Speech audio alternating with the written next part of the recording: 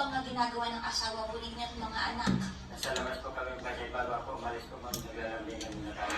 Mga anong oras po kayo nakakarating po ng bahay po ninyo, tatay? Estimated po ma'am 6 p.m. Pagdating niyo po ng alas 6 po ng gabi, ano po ang nadatnan po ninyo, tatay? Yun po ma'am, walang ka na magbina ma'am. Lahat po sila nasa labas ng bahay. Ano po ang pwesto nitong si Rhea? Hindi ko na po matanda ma'am kasi parang ano ako ma'am. Nabigla na po Kasama kayo. po sila.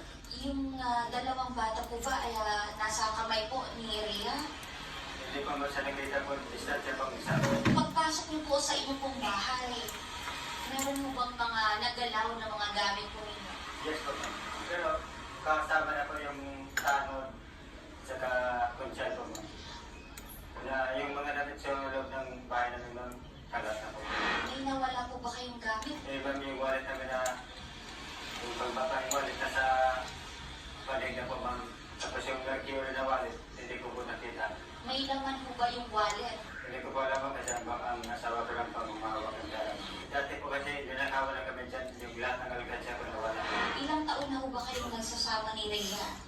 Sobra isang taon po ma'am. Ano po ang mamimiss niyo po, tatay, kay Rhea? Yung paglalambing po namin na bago kami matulog at saka bago ako umalis. Paglalambing na namin. Kamusta po itong si Rhea bilang anak? Hindi po siya marunong mag-iaway.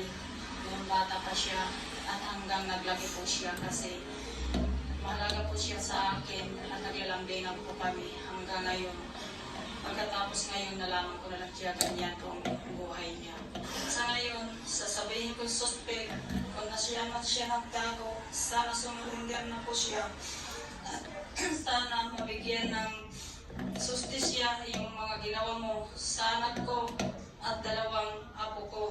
Wala po silang mga kamalay-malay at walang kamuhang ng dalawang bata na ginanyan mo, isinaksak mo at gumawa ka ng hayop.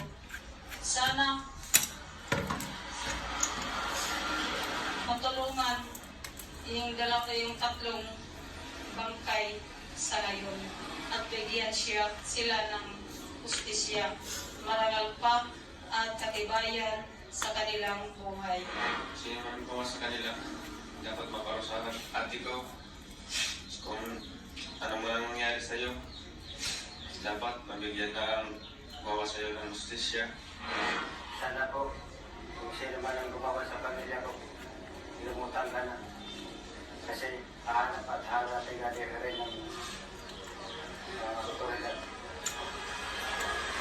Ngayon po, tatay, nabanggit din po ni Sir Rafi na kami po ay tutulong din po hanggang sa mailibing po natin ang mag-iina po ninyo.